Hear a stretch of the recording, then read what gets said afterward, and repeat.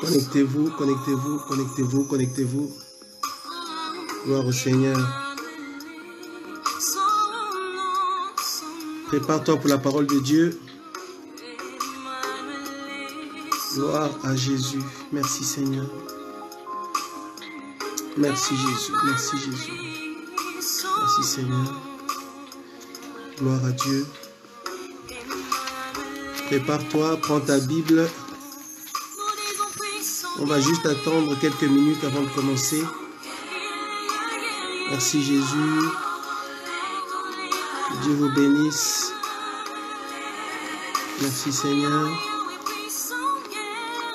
Bonjour Sœur Niclette, rebonjour, que Dieu te garde, que Dieu te bénisse. Sœur Fabiana, bonjour. Gloire à Dieu. Que Dieu vous bénisse.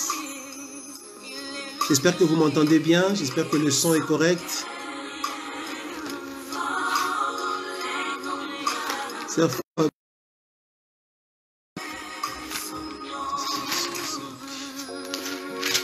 Sœur Tété, que Dieu te bénisse, bonjour. Que le Seigneur vous fasse grâce en toutes choses.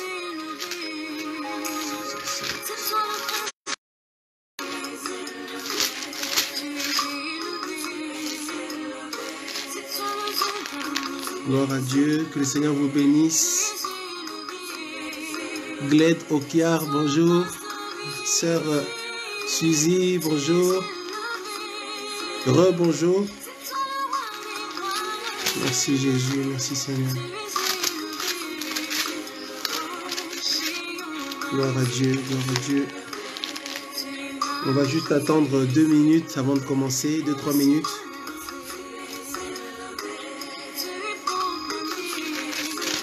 Gloire au Seigneur. Merci Jésus. Ah, le son est correct. Ok. Que Dieu vous bénisse. Merci.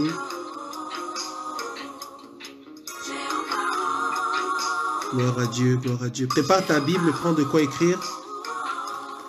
Prépare-toi pour recevoir la parole de Dieu. Merci Seigneur. Gloire à Dieu, gloire à Dieu, gloire à Dieu. N'oubliez pas de partager pendant le message. Gloire au Seigneur. Vous bénisse. On va prier un tout petit peu avant de commencer. Prions le Seigneur. Dieu d'Abraham, Dieu d'Isaac, Dieu de Jacob, merci pour ta fidélité. Seigneur, merci pour ta grâce. Seigneur, merci parce que tu ne changes pas. Seigneur, merci pour cette matinée. Merci pour ta fidélité. Merci parce que tu es le roi de gloire. Merci parce que tu es l'alpha et l'oméga. Seigneur, je te recommande ce temps, ô Dieu de gloire. J'ai besoin de toi, Seigneur Jésus. J'ai besoin de toi, Père éternel. Nous avons besoin de toi, éternel Dieu Tout-Puissant. Nous avons besoin de toi, Seigneur. Nous avons besoin de toi, Papa. Nous avons besoin de toi, éternel Dieu Tout-Puissant. Nous avons besoin de ton esprit, Seigneur. Éternel, j'ai besoin de ton esprit. Ton peuple a besoin de ton esprit. Seigneur, tous ceux qui regarderont suivront ce message ont besoin du Saint-Esprit. Éternel Dieu d'Abraham, Dieu d'Isaac, Dieu de Jacob, c'est toi qui parles, ô Seigneur. C'est toi qui enseignes, Père. C'est toi qui révèles les choses cachées. C'est toi qui parles au cœur. C'est toi qui parles au cœur, Seigneur. C'est toi qui nous changes par ta parole. Étends ta main sur nos vies ce matin. Étends ta main, Seigneur Jésus-Christ.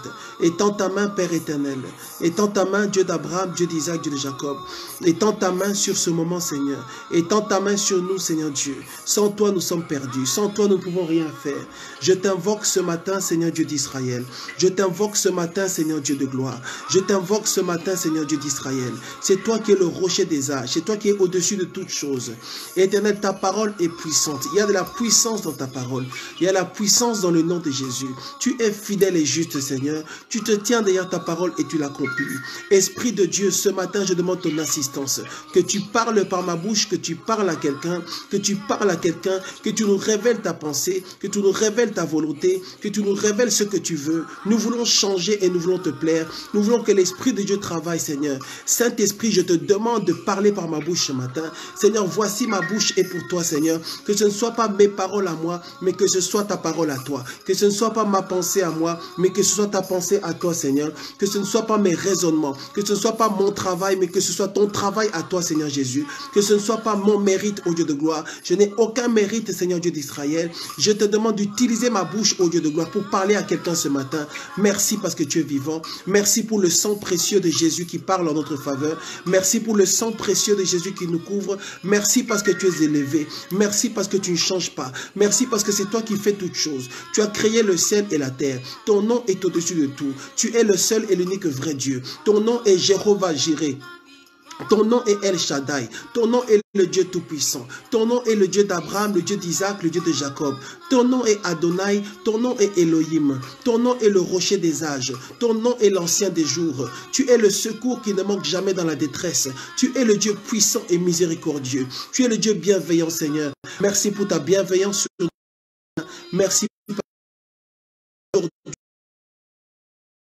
ce matin que tu parles à quelqu'un, ce matin que tu changes une vie, ce matin que tu ouvres les yeux de quelqu'un, ce matin que tu touches un cœur. Merci parce que tu es fidèle. Merci pour ta grâce, Seigneur. Merci parce que tu es vivant. Je te glorifie, Père éternel. Je te glorifie, éternel. De tout mon cœur, je te loue, Seigneur Jésus. De tout mon cœur, je t'adore, Seigneur. Tu es fidèle et juste. Que ton nom soit béni. Que ton nom soit béni. Au nom de Jésus-Christ. Au nom de Jésus-Christ.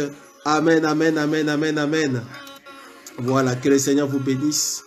Gloire à Dieu, gloire à Dieu, gloire à Dieu. Alors nous allons prendre la parole de Dieu ce matin. Et je crois que tu es prêt avec ta Bible et tu as de quoi écrire. Bien-aimé dans le Seigneur, vous savez, il faut vraiment que tu puisses prier pour ton pasteur.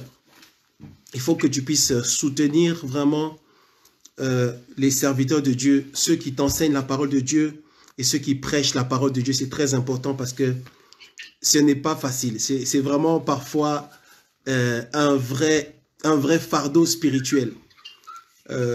Par exemple, ce matin, moi j'avais prévu de parler d'autre chose. Je m'étais préparé sur totalement un autre texte, un autre sujet, un autre thème. Et pendant que je priais, je sentais dans mon esprit que non, c'est pas ça. C'est pas ça que Dieu veut dire aujourd'hui. C'est pas ça le message de ce matin. Et donc, j'ai dû recommencer encore. C'est pour ça qu'on devait commencer à 11h. J'ai dit 11h30 pour que je puisse rapidement me préparer. Est-ce que nous comprenons? Donc, le message est différent de ce qui était préparé. Et j'aimerais que tu puisses vraiment écouter attentivement et recevoir la pensée de Dieu pour nous ce matin. Donc, nous allons prendre le livre de 1 Thessaloniciens, chapitre 5. 1 Thessaloniciens, chapitre 5.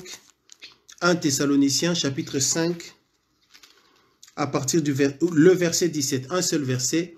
1 Thessaloniciens, chapitre 5, verset 17. 1 Thessaloniciens, chapitre 5, verset 17. C'est un verset que nous connaissons tous. C'est un verset qui est connu. La Bible dit « Priez sans cesse ». La Bible dit « Priez sans cesse ».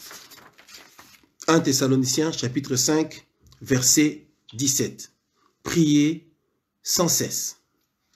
Et nous allons aussi prendre un autre verset, Matthieu, chapitre 6. Matthieu, chapitre 26. Matthieu chapitre 26, verset 41. Matthieu chapitre 26, verset 41. Le premier verset, 1 Thessaloniciens chapitre 5, verset 17, la Bible dit « Priez sans cesse ». Et dans Matthieu chapitre 26, verset 41, la Bible dit « Veillez et priez » afin que vous ne tombiez pas dans la tentation. Virgule, l'esprit est bien disposé, mais la chair est faible. Je lis encore. Matthieu chapitre 26, verset 41. Veillez et priez, afin que vous ne tombiez pas dans la tentation. L'esprit est bien disposé, mais la chair est faible. Et vous savez, quand on lit ce verset-là, on se pose la question de savoir pourquoi est-ce que Dieu dit ça? Pourquoi est-ce que Dieu insiste sur la prière? Pourquoi est-ce que la parole de Dieu insiste sur la prière? Le premier verset, il dit prier sans cesse. Donc Dieu dit, vous devez vraiment prier sans jamais vous arrêter. Vous devez vraiment prier sans jamais baisser en intensité. Vous devez vraiment prier en maintenant toujours un certain niveau. Et ça doit être quelque chose de consistant, ça doit être quelque chose de permanent. Alors pourquoi est-ce que Dieu nous dit qu'on doit prier sans cesse? La réponse se trouve dans Matthieu chapitre 26 verset 41. Veillez et priez afin que vous ne tombiez pas dans la tentation. Alors il y a plusieurs raisons pour lesquelles nous devons prier, mais il dit ici, il a voulu insister sur un point précis. Il dit afin de ne pas tomber dans la tentation. Il dit ça pourquoi? Parce que, bien aimé dans le Seigneur, si tu ne pries pas, disons, déjà au niveau de la prière, il faut que tu pries entre guillemets bien. Il faut que ce soit une vraie prière. Quand on prie bien, on est en contact avec le ciel. Quand on prie bien, on est en contact avec le Saint-Esprit. Quand notre prière est faite comme il le faut, à ce moment-là, au fur et à mesure qu'on prie, plus le changement se produit. Plus on prie, plus l'Esprit de Dieu entre en nous. Plus on prie, plus l'Esprit de Dieu pénètre en nous. Plus on prie, plus l'Esprit de Dieu peut nous changer. Plus on prie, plus on est transformé. Et maintenant, Dieu nous dit, priez sans cesse afin que vous ne tombiez pas en tentation. Ça veut dire quoi? Ça veut dire que si tu ne pries pas, ou si tu ne pries pas assez, ou si tu ne pries pas sans cesse, tu vas tomber. Pas sans cesse, tu vas tomber. Tu verras même que tu as beaucoup prié. Et quand ton niveau de l'intensité de ta prière commence à s'élever, tu verras que tu commences à changer. Ton attitude commence à changer. Tu commences à avoir un autre caractère parce que le Saint-Esprit travaille en toi. Maintenant, si tu changes, tu vas aller dans le péché. Et si tu changes, tu vas devenir comme Satan veut et tu vas devenir comme Dieu ne veut pas. C'est aussi simple que ça. Si tu ne pries pas ou si ton intensité dans la prière commence à baisser, petit à petit, tu es en train de retourner dans le monde. Ça peut prendre quelques jours, ça peut prendre quelques... qu'un jour, tu vas te réveiller et te rendre compte que, en fait, tu as reculé, tu es redevenu comme tu étais avant. C'est pourquoi la Bible nous demande de prier sans cesse. Bien aimé dans le Seigneur, est-ce que nous comprenons ce matin? La Bible dit prier sans cesse. Sinon, tu redeviens comme avant. Sinon, tu redeviens comme Satan veut. Alors maintenant, qu'est-ce qui va se passer? Qu'est-ce qui va se passer? Le problème, c'est que quand tu commences à plaire à l'ennemi commence à utiliser ta vie à toi pour son dessein à lui. Regardons ce qui se passe dans 2 Timothée chapitre 4. Prenons 2 Timothée chapitre 4. 2 Timothée chapitre 4. 2 Timothée chapitre 4. À partir du verset 3. Chapitre 4, à partir du verset 3. Excusez-moi, la Bible dit, 2 Timothée chapitre 4, verset 3. Car il viendra un temps où les hommes ne supporteront pas la sainte doctrine, mais ayant la démangeaison d'entendre des choses agréables, ils se donneront une foule de docteurs selon leurs propres désirs. Ils détourneront l'oreille de la vérité et se tourneront vers des fables. Il dit, il viendra un temps où ils ne porteront pas la sainte doctrine. Mon frère, ma soeur, si tu ne pries pas, ou si tu ne maintiens pas un niveau de prière élevé, il y a la prière et la parole de Dieu, mais aujourd'hui je parle surtout de la prière. Si tu ne maintiens pas un niveau de prière élevé, tu vas retourner dans le monde. Ça, c'est plus qu'une prophétie parce que c'est le principe de Dieu. Or, toute prophétie ne peut venir que pour confirmer le principe de la parole de Dieu. Et la prophétie ou le prophétique ne peut jamais contredire la parole de Dieu. Donc, je répète, si tu ne pries pas ou si tu ne maintiens pas un niveau de prière élevé, tu vas commencer à être concerné par ce verset-là dans 2 Timothée chapitre 4 verset 3. Tu ne supporteras plus la sainte doctrine, tu redeviendras comme tu étais avant, tu retourneras dans le monde. Et bien aimé dans le Seigneur, cette génération, et je pense que c'est un thème qui est vraiment, c'est actuel par rapport à ce qui se passe, c'est pertinent par rapport à ce qui se passe aujourd'hui. La génération dans laquelle on se trouve, c'est une génération qui a rejeté Dieu. Tu dois bien comprendre ces choses-là. La génération dans laquelle nous vivons aujourd'hui, ici en France et même dans d'autres pays dans le monde, c'est une génération qui a rejeté Dieu. C'est une génération qui a refusé d'honorer Dieu. Et ça explique en quelque sorte les choses qui sont en train de se passer dans ce pays. Et c'est vrai que nous sommes tous attristés par tous ces milliers de morts. Nous sommes tous attristés par ces fléaux. Nous sommes tous attristés. Bien aimés, est-ce qu'en Italie, je pense qu'ils ont déjà atteint 9000 morts et ils vont avancer peut-être vers 10 000 morts. Est-ce que, bien aimé, est-ce que tu te rends compte? 9000 morts, 9000 en 2-3 mois. Est-ce que tu te rends compte ce que ça fait, ça? Donc, bien aimé, nous sommes dans des temps qui sont bizarres. Nous sommes dans un temps de chamboulement, un temps où le monde est totalement bouleversé. Et Dieu maintenant regarde ton cœur. Dieu regarde ton cœur et Dieu regarde ton cœur par rapport à ce que Dieu a dit dans sa parole. Or, sa parole dit prier sans cesse. Et si tu ne pries pas, tu retourneras dans le monde. Si tu ne pries pas, tu redeviendras comme avant. Et maintenant, si tu quittes ce monde dans cet état-là, où est-ce que tu iras? Et je disais que cette génération, c'est une génération qui a rejeté Dieu. Cette génération, c'est une génération qui aime le football plus que Dieu. Cette génération, c'est une génération qui aime la musique plus que Dieu. Cette génération, c'est une génération qui aime l'impudicité. C'est une génération qui aime les plaisirs charnels. C'est une génération qui aime l'orgueil. C'est une génération qui aime la méchanceté. C'est une génération de meurtriers. C'est une génération qui ne vit pas comme Dieu le veut. C'est une génération qui se plaît dans le fait que nous avons un pays développé, on est déjà arrivé, on n'a pas besoin de Dieu, on n'a pas besoin de Jésus-Christ. Or, c'est lui qui est la pierre angulaire, c'est lui qui est la personne la plus importante, bien aimée dans le Seigneur. C'est pour ça que quand la parole de Dieu nous demande de prier sans cesse, c'est parce que Dieu dit, plus vous priez, plus vous êtes connecté à moi. Plus vous priez, plus vous avez une connexion avec l'Esprit de Dieu. Et l'Esprit de Dieu, moi le Saint-Esprit, je continue à vous influencer.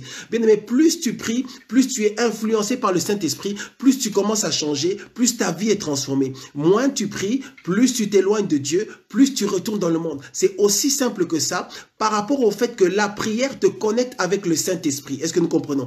La prière te connecte avec le Saint-Esprit. Quand il n'y a pas de prière, tu es loin du Saint-Esprit. Quand il n'y a pas de prière, tu commences à t'approcher de Satan. C'est aussi simple que ça. Quand tu ne pries pas, tu t'approches des abominations. Et ce monde, c'est le monde qui a accepté les abominations.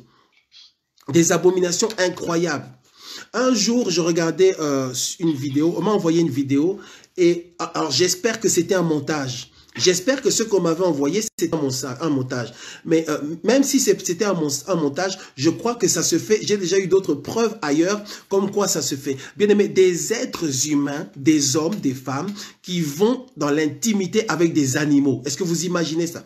Est-ce qu'on peut imaginer ça? Bien aimé, ce que Satan veut en réalité, c'est quoi? C'est que tu deviennes un animal. C'est que tu deviennes un animal. C'est ça son objectif. Un animal, que tu deviennes comme un animal. La Bible parle même de l'homme animal. C'est-à-dire un homme qui n'a aucune connexion avec Dieu.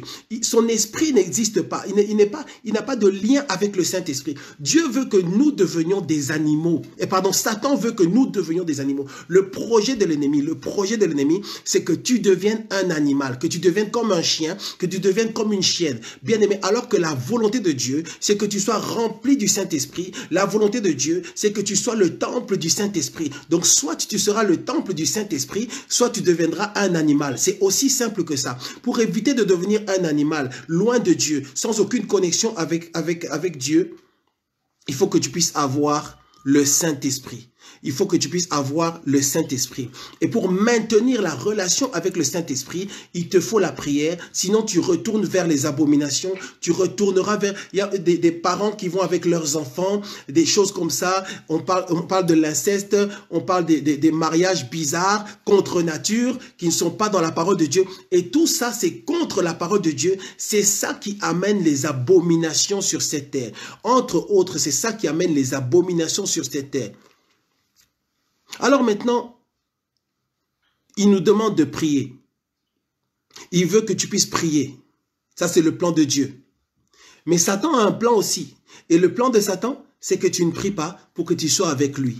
En fait, le plan de l'ennemi, c'est que non seulement tu t'éloignes de Dieu, mais tu t'approches de lui et que petit à petit, tu commences à collaborer avec Satan, que tu commences à le servir indirectement. Le plan de l'ennemi, en fait, l'ultime plan de l'ennemi, c'est que tu finisses dans l'éternité avec lui, que tu finisses dans le feu éternel, dans le lac de feu avec Satan pour toujours. C'est ça son projet. C'est que ici sur terre, tu commences à t'attacher aux choses du monde. Ici sur terre, tu fasses la volonté, non pas de Dieu, mais sa volonté à lui, et que tu t'éloignes de lui. C'est pourquoi, bien-aimé dans le Seigneur, cette histoire avec le Covid là, ça doit quand même nous faire réfléchir.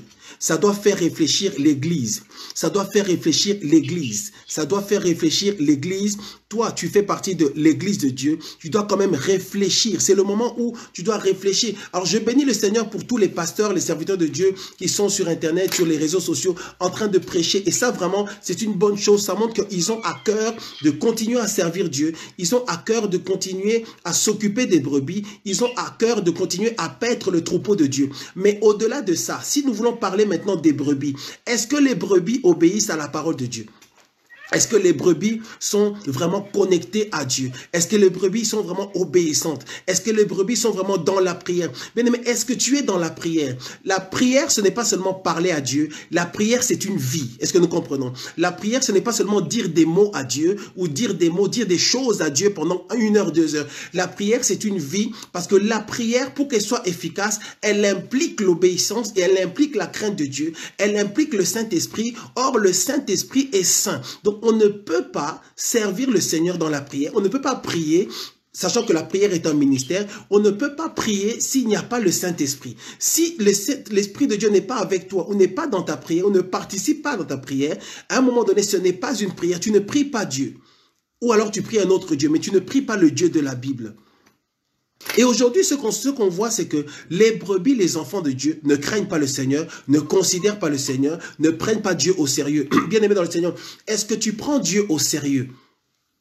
Aujourd'hui, c'est vrai que maintenant, les réunions se font par téléphone, on est sur les réseaux sociaux, on est en train de regarder, on est en train de parler aux enfants de Dieu, on veut les maintenir, on veut absolument continuer à prêcher, continuer à enseigner, continuer à prier avec vous. Et c'est une bonne chose, gloire à Dieu, merci Seigneur. Mais est-ce que toi, tu prends ces choses au sérieux?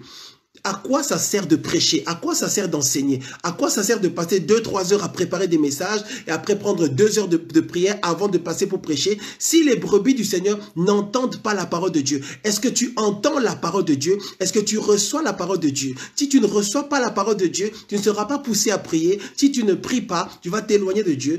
Si tu Satan, tu vas retourner dans le monde. Et maintenant, du coup, on se dit, tiens, mais en fait, les salles, finalement, c'est quand même bien. Maintenant, on est obligé de prier par téléphone. Si on était dans les salles, ça allait être bien. On attend que cette crise puisse passer pour retourner dans les salles. Alors, il y a des gens qui ont cette pensée-là. Ils se disent, on attend que cette crise puisse passer et puis on va retourner dans les salles. Mais bien aimé, tu vas retourner dans la salle. C'est bien, mais quelle attitude est-ce que tu auras pendant que tu retournes dans la salle? Est-ce que c'est pour continuer de la même manière? C'est pour continuer à venir en retard à l'église? C'est pour continuer à ne venir que de temps en temps? Ou est-ce que vraiment les enfants de Dieu considèrent Dieu aujourd'hui? Le problème, c'est que les enfants de Dieu jouent avec les choses de Dieu. Les enfants de Dieu jouent avec l'église. Les enfants de Dieu croient que toute cette histoire, c'est une blague. Les enfants de Dieu croient que tous les prédicateurs, ils sont en train de prêcher, ils sont en train d'enseigner parce qu'ils s'ennuient, parce qu'ils n'ont rien d'autre à faire, parce qu'en fait, ils n'ont pas envie de s'occuper de leurs épouses ou leurs enfants, ils n'ont pas de projet personnel. C'est une tromperie. Ce n'est pas parce que certains serviteurs, entre guillemets, font n'importe quoi que tous sont faux. Si on dit qu'il y a de faux serviteurs, sache aussi qu'il y a de vrais serviteurs qui ont un vrai message de Dieu, qui sont mandatés pour parler aux brebis du Seigneur, à l'église de Dieu. Mais est-ce que l'église en question écoute et prend Dieu au sérieux? Bien-aimé dans le Seigneur, Dieu ne rigole pas avec sa parole. Je ne sais pas qui tu es, qui me regarde aujourd'hui, ou peut-être qui tu, par rapport à ceux qui regarderont peut-être ce message plus tard. Arrête de jouer avec Dieu. Arrête de jouer avec Dieu. Arrête de jouer avec les choses de Dieu. Arrête de jouer avec la parole de Dieu. La Bible dit prier sans cesse. Ça veut dire, bien aimé, une vie de consécration. Une vie où tu te dis, tous les jours, il faut que je cherche la face de Dieu. Tous les jours, il faut que j'entre dans la présence de Dieu. Parce que je sais que c'est Dieu qui contrôle ma vie. Non seulement Dieu contrôle ma vie ici sur terre, mais Dieu contrôle ma vie pour l'éternité. C'est-à-dire, même quand je ne serai plus là, même quand je ne serai plus là pour réfléchir, même quand je ne serai plus là pour penser, c'est le Dieu d'Israël qui me prendra en charge. charge et il sera avec moi pour l'éternité. Le problème, c'est qu'aujourd'hui, les choses de Dieu, oh, bof. C'est pour ceux qui s'ennuient, c'est pour ceux qui n'ont rien à faire, c'est pour ceux qui n'ont pas étudié, c'est pour les pauvres, c'est pour ceux qui ne savent rien faire. En fait, c'est pour ceux qui ont échoué. Et bien, comme ils ont échoué dans cette vie, et bien, ils veulent maintenant aller dans les... Bien aimé, ça, c'est un mensonge, c'est un mensonge, c'est un mensonge, c'est un mensonge. Est-ce que nous comprenons? C'est un mensonge. C'est un mensonge. Je sais, il y a plusieurs serviteurs de Dieu qui servent le Seigneur et qui sont dans la vérité. Moi, je ne prêche pas Dieu parce que je m'ennuie. Je ne prêche pas Dieu parce que je n'ai rien. Je préférais faire autre chose. Je préférais faire autre chose, m'asseoir, mais je me mets là parce que c'est l'œuvre de Dieu, parce que c'est un mandat que Dieu avait donné depuis très longtemps, depuis tout petit. Dieu avait dit, tu serviras le Seigneur, je parlerai par ta bouche. Donc Dieu a un travail à faire. Mais si ce n'était pas pour ça, mais ce n'est pas mon problème du tout. Par contre, nous qui... Toi qui es une brebis, est-ce que tu crains vraiment le Seigneur? Est-ce qu'il y a vraiment une vie de consécration? Est-ce qu'il y a vraiment une vie de prière? Une vie où tu crains le Seigneur? Une vie où tu t'attaches à Dieu? Parce que les enfants de Dieu jouent avec le Seigneur. Et ça ne plaît pas à Dieu. Ça ne plaît pas au Seigneur. Est-ce que tu considères la parole de Dieu? Est-ce que tu t'es décidé, tu as pris une résolution de suivre le Seigneur d'une manière consistante?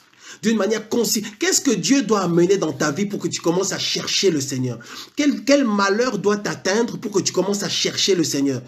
Je ne sais pas quel titre il faudra donner à ce message. Je sais que c'est le genre de message qui ne plaît pas tellement et voilà. Mais quel malheur doit t'arriver pour que tu commences à craindre Dieu véritablement?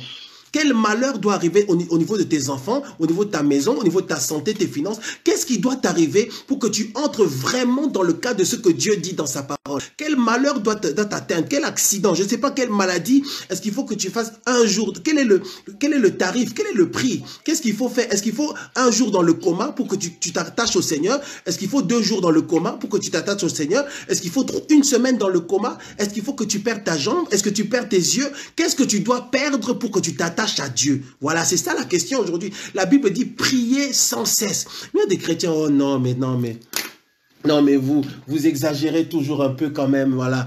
Le pasteur Bachir là quand même, non. Donc lui il veut qu'on devienne, oui, Dieu veut que tu deviennes comme Jésus-Christ. Il y a des gens qui se disent, oui, mais non, mais attends. Donc, eux, vraiment, ils veulent qu'on devienne vraiment, donc, qu'on devienne vraiment comme Jésus, qu'on devienne vraiment. Oui, Dieu veut que tu deviennes vraiment. Dieu veut que tu deviennes vraiment un enfant de Dieu. Dieu veut que tu deviennes vraiment un disciple. Dieu t'attend à un autre niveau. En fait, la barre à laquelle Dieu nous attend, ou le niveau auquel Dieu nous attend, il est beaucoup plus élevé que ce qu'on pense. Les chrétiens pensent qu'en fait, c'est une blague. Les chrétiens pensent qu'ils ont le choix. En fait, à cause de la patience de Dieu, à cause de l'amour de Dieu, à cause de la faveur de Dieu, à cause de la grâce de Dieu, les chrétiens pensent qu'ils ont le temps. Je ne parle même pas encore des païens. Les chrétiens pensent qu'ils ont le temps. Ils peuvent encore s'amuser sans prendre la chose à cœur, sans prendre les choses de Dieu à cœur. Quand on donne des instructions à l'église, quand on demande de faire ceci, on demande de faire cela. Les enfants de Dieu qui sont censés avoir le Saint-Esprit, sachant que la Bible dit que le Saint-Esprit, c'est l'esprit d'obéissance. Si tu as le Saint-Esprit, comment est-ce que tu n'obéis pas à la parole de Dieu? La Bible dit prier sans cesse. Ça veut dire chercher la présence de Dieu. Ça veut dire que tous les jours, tu dois te lever avec une soif de chercher le Seigneur, une soif d'entrer dans sa présence, une soif de le chercher. Et Dieu, parfois, il le fait exprès, il cache sa face. Dieu, parfois, se retire. Est-ce que tu as remarqué que parfois, tu n'as même pas péché, mais tu sens que, on dirait que Dieu est loin de toi. Tu n'as pas péché, tu n'es pas dans le péché, tu n'es pas dans... En fait, tu n'as rien fait de mal, tu sens que Dieu est loin de toi. Tu commences à prier, tu te sens lourd. Tu dis, mais Seigneur, comment ça se fait qu'aujourd'hui c'est lourd comme ça? Dieu le fait parce que Dieu veut que tu continues à le chercher. Mais ce qui se passe aujourd'hui, on s'est habitué à la présence de Dieu. On s'est habitué en fait. Même quand la présence de Dieu est forte, quand le Seigneur fait des choses, en fait, oh, gloire à Dieu, merci Seigneur. Mais on n'est plus, il n'y a plus, en fait, c'est la tiédeur. On entre dans la tiédeur. L'église est entrée dans la tiédeur. En fait, on va à l'église, c'est une routine, c'est devenu une routine. On est devenu bof, on ira. On dit qu'on va faire telle ou telle chose. Écoute, si on a le temps, on verra. Si on n'a pas le temps, c'est pas grave de toute façon. Tu dis que ce n'est pas grave parce que tu ne sais pas ce que tu risques de perdre. Tu dis que ce n'est pas grave parce que tu ne sais pas ce que tu perds. Tu dis que tu penses que tu as le choix parce que tu crois que que les histoires de Dieu, c'est une blague. Tu as l'impression que les histoires de Dieu, c'est une plaisanterie. Bien-aimé, je suis venu dire à quelqu'un ce matin, arrête de jouer avec Dieu, arrête de jouer avec la parole de Dieu, arrête de jouer avec les choses de Dieu, parce que Dieu, en réalité, tu joues avec ta propre vie. Quand tu joues avec les choses de Dieu, en réalité, tu joues avec ton avenir. Quand tu joues avec les choses de Dieu, en réalité, tu joues avec ton éternité, bien-aimé dans le Seigneur. Tu joues avec ton éternité. Tu joues avec l'éternité. Bien-aimé, on ne joue pas avec l'éternité. Tu peux jouer avec je sais pas, tes voisins, tu peux jouer avec tes collègues au travail, tu peux jouer avec des gens que tu rencontres dans un parc, tu peux jouer avec des gens de ta famille, tu peux jouer avec tes enfants, tu peux jouer avec ton conjoint, ta conjointe, mais ne joue pas avec les choses de Dieu, bien-aimé. Tu n'as rien de plus que tous ceux qu'on enterre tous les jours. Nous n'avons rien de plus que ceux qui partent. Nous n'avons rien. Qu'est-ce que tu as de plus que ceux qui sont enterrés? Qu'est-ce que tu as de plus? Nous n'avons rien. Ce n'est que la faveur de Dieu et la grâce de Dieu. Et la Bible dit, priez sans cesse. Priez sans cesse. Certains enfants de Dieu craignent le Seigneur ou prient, mais c'est avec un intérêt.